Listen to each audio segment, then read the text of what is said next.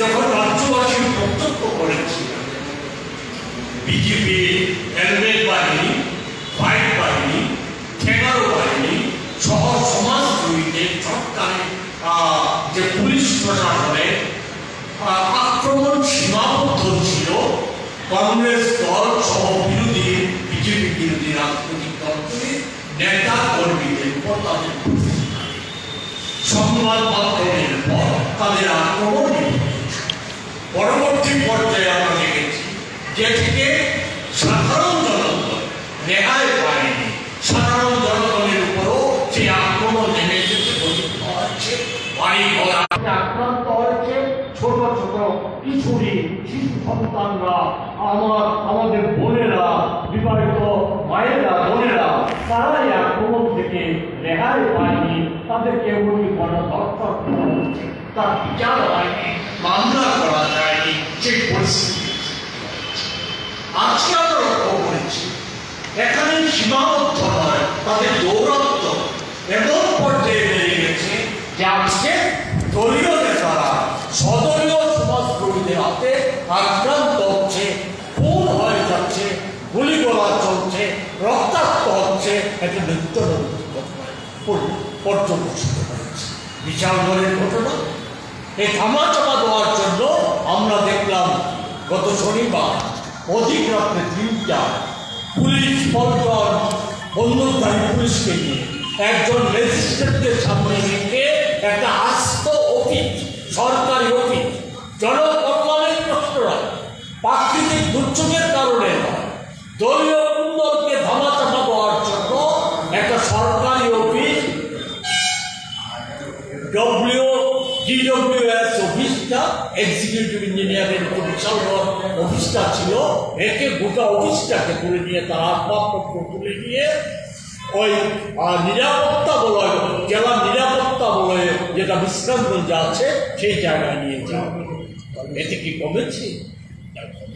কমার কোনো লক্ষণ দেখা যাচ্ছে না। এ থেকে পরিত্রাণ পাবে না রাজ্য সরকার, তার যে কলঙ্কময় ইতিহাস রচিত হয়েছে পরিত্রাণ পাবে না। আমরা বিশালগড়ের ঘটনা দেখলাম গতকাল, বিশালগড়ের বিধায়ক, নির্বাচিত বিধায়ক সমাজ মাধ্যমে পোস্ট দিয়েছে যে উনি নিরাপত্তাহীনতায় ভুগছেন। রাজ্যটা কোথায় নিয়ে দাঁড়িয়েছে, কোথায় নিয়ে যাচ্ছে? আজকে শাসক দলের ডাবল ইঞ্জিনের সরকার, শাসক দলের একজন বিধায়ক তার জীবনের আশঙ্কা করছে, খুন হয়ে যাওয়ার কথা বলছে। এটা গোটা রাজ্যের চিত্র। গোটা রাজ্যে বিভিন্ন জায়গায়, ওই শুধু শাহবাজারে নয়, বিশালগড়ে নয়, মানগাঁয়ে, খোয়াইয়ে বিভিন্ন জায়গায় অপহরণ হয়ে যাচ্ছে। ওই ঠিকাদারি কাজের বকরা নিয়ে,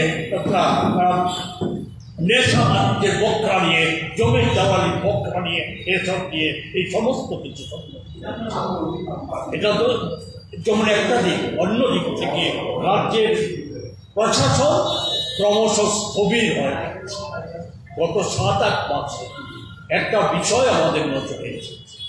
একটা সময় ছিল রাজ্যের সরকার যদি রাজ্য সরকারের সম্পর্কিত বিষয়ে, তার কোনো দপ্তরের বিষয়ে সংবাদ মাধ্যমে কোনো খবর প্রকাশিত হতো বা বিরোধী দলের তরফ থেকে অভিযোগ আসত, তাহলে সেই সমস্ত খবরের সত্যাসত্য যাচাই করার একটা ব্যবস্থা, পন্থা অবলম্বন করা হতো রাজ্য সরকারের তরফ থেকে। সেখানে যদি কোনো সরকারের ত্রুটি থাকতো, সেই সম্পর্কে বা খবর সম্পর্কে কোনো যদি সংশয় থাকতো, খবর সম্পর্কে সেটা বিবৃতি দিয়ে এটা সংশোধন করা। যদি মিথ্যা সংবাদ বা মিথ্যা অভিযোগ হতো, তাহলে রাজ্য সরকারের তরফ থেকে প্রতিবাদ করা। গত 7-8 মাসে রাজ্য সরকারের তরফ থেকে বিভিন্ন অভিযোগ প্রতিদিন বলা যায়, সংবাদ মাধ্যমে বিভিন্ন রাজনৈতিক দল সংস্থার তরফ থেকে, ব্যক্তি বিশেষের তরফ থেকে রাজ্য জনস্বার্থ সংশ্লিষ্ট বিষয়ে অভিযোগ উত্থাপিত হচ্ছে। রাজ্য সরকারের কোনো শব্দ, কোনোরকম হেলদোল নেই। এতে রাজ্য সরকার, আমাদের আশঙ্কা রাজ্য সরকার এগুলিকে অবহেলা, রাজ্য সরকার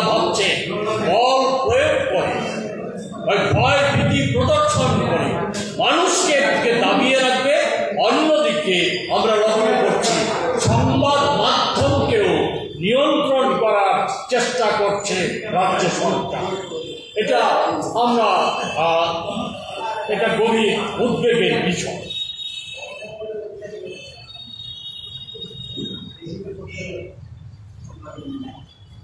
আরেকটা গুরুত্বপূর্ণ বিষয় ইতিমধ্যে নজরে এসেছে আপনাদের নজরে। আজকে আমরা রাজ্যের সরকার সব অংশের মানুষের সাথে গত 6.5-7 বছরে প্রতারণা করে আসছে। তাদের যে প্রতিশ্রুতি ছিল বিচন ডকুমেন্ট থেকে শুরু করে দেশের প্রধানমন্ত্রী, স্বরাষ্ট্রমন্ত্রী, অর্থমন্ত্রী, রাজ্য নেতাদের যে প্রতিশ্রুতিগুলি ছিল, সেই প্রতিশ্রুতিগুলির যেমন বিভিন্ন ক্ষেত্রে খেলাপ করে আসছে, তেমনি বেকারদের নিয়ে ছিনিমিনি খেলার চেষ্টা করে। বেকারদের নিয়ে আজকে আমরা কি লক্ষ্য করছি? যে এই রাজ্যে শিক্ষিত বেকারদের চাকরি পাওয়ার যে একটা সরকারি মাধ্যম টিপিএসসি এবং ট্যাগ, সেখানেও আজকে স্বচ্ছতার অভাব দেখা দিয়েছে। বিভিন্ন ধরনের অনিয়ম বেনিয়ম সংগঠিত হচ্ছে টিপিএসসি এবং ট্যাগে। এই দুটো ক্ষেত্রে কিছু নিয়মিত চাকরি দেওয়ার চেষ্টা থাকলে পরেও আমরা লক্ষ্য করছি টিপিএসসি এবং ট্যাগের বাইরে প্রায় বলা যায় সব ক্ষেত্রে আউটসোর্সিংয়ের ব্যবস্থা চালু হয়েছে। আউটসোর্সিংয়ের নামে বহির্রাজ্যের ঠিকাদারি সংস্থা, রাজ্যের ঠিকাদারি সংস্থা আর হাতে বেকারদের ভবিষ্যৎ সঁপে দেওয়া হচ্ছে। সেখানে সেই ঠিকাদারি সংস্থা বেকারদের ন্যায্য বেতন নিয়ে, তাদেরকে ন্যায্য বেতন থেকে যা কিছু চাকরি হচ্ছে কন্ট্রাকচুয়াল ঠিকাদারি সংস্থার মাধ্যমে, আউটসোর্সিংয়ের মাধ্যমে যে কন্ট্রাকচুয়াল চাকরি হচ্ছে, নিরাপত্তাহীন চাকরি হচ্ছে, সে সমস্ত চাকরিতে যথার্থ বেতন দিচ্ছে না। তাদের বেতনের একটা অংশ ওই ঠিকাদারি সংস্থা তাদেরকে ঠকিয়ে মুনাফা করছে। সেই মুনাফার অংশ রাজ্য সরকারের একটা অংশের আমরা মন্ত্রী নেতাদের মধ্যে ভাগ বাটোয়ারা হচ্ছে। তাদের সম্পদ তুলে ফেলে উঠছে, সম্পদ তুলে কলা আঙ্গুল তুলে কলা গাছ। এই সমস্ত ঘটনাগুলি আমরা উপলব্ধি করছি। আজকে আমরা লক্ষ্য করছি যে বিধানসভা গত 2 বছর আগে বিজ্ঞাপন প্রকাশ করে 33টা বিভিন্ন পদে সরকারি নিয়োগ করা হবে, চাকরি দেওয়া হবে। অনেক বেকার যুবক যুবতী যাদের পয়সা খরচ করে সেই বিজ্ঞাপনের অনুযায়ী তারা আবেদন করেছে। গত 1 মাস আগে হঠাৎ করে বিধানসভা কর্তৃপক্ষ সেই প্রক্রিয়া বাতিল করে এবং সেখানে বাইরের ঠিকাদারি সংস্থাকে ডেকে এনে আউটসোর্সিংয়ের নামে নিয়োগের উদ্যোগ গ্রহণ করা। এর ভয়ঙ্কর খেলা।